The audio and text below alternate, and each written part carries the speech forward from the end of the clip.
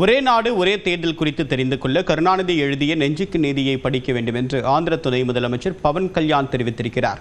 விஜயுடன் கூட்டணி பேச்சுவார்த்தை தொடர்பாகவும் விளக்கம் அளித்திருக்கிறார்.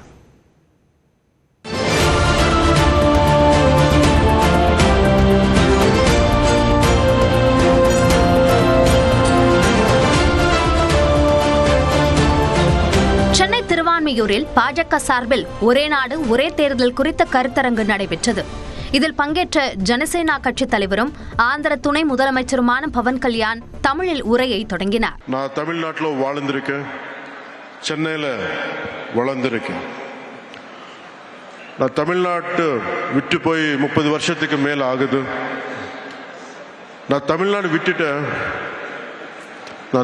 விட்டுட்டு போயிருக்கலாம், ஆனா தமிழ்நாடு என்னை விட்டு போகல. எனக்கு பிடிச்ச புரட்சி தலைவர் எம்ஜிஆர் அவர்கள் வாழ்ந்த பூமி, வீர விளையாட்டு ஜல்லிக்கட்டோட பூமி.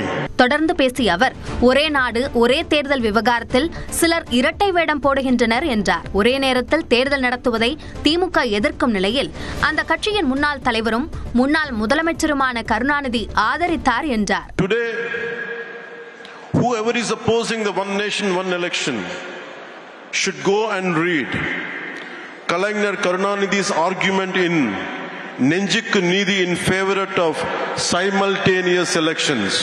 Karunanidhi avargale urged the center to constitute a committee to restore simultaneous elections. அடுத்தடுத்த தேர்தல் வருவதால் அதிக செலவு ஏற்பட்டு இந்திய பொருளாதாரம் பாதிக்கப்படுவதாகவும் பவன் கல்யாண் கூறியுள்ளார். தொடர்ந்து செய்தியாளர்களை சந்தித்த பவன் கல்யாண், தேசிய ஜனநாயக கூட்டணிக்கு வருமாறு விஜயுடன் பேச்சுவார்த்தை நடத்தப்படவில்லை என்றார். உங்களுடைய நண்பர் விஜய் அவர்களும் பார்ட்டி தொடங்கி இருக்கிறாரு. அவருக்கு நீங்க சொல்லக்கூடிய அறிவுரை என்ன? பிஜேபியோட அலைன்ஸ் எதிர்பார்க்கிறீங்க? I can say நண்பர்கள் Vijay, I think I wish him all the best. And always, because for me, நான் யாருமே அண்டர்மைன் பண்ண முடியாது. And I wish him all the best. ஒரு கட்சி ஆரம்பிக்கிறது எப்படி நடக்கணும், அது அந்த தலைவரோட ரெஸ்பான்சிபிலிட்டி, அது அவருடைய டெசிஷன். அது எப்படி இருக்கு maybe if he comes and reaches out, I don't know as or not, but இப்போ வரைக்கும் அந்த மாதிரி பேச்சு நடக்குது. நடிகராக இருப்பதும் அரசியல் கட்சி தொடங்கி நடத்துவதும் வித்தியாசமானது என்றும் பவன் கல்யாண் கூறினார்.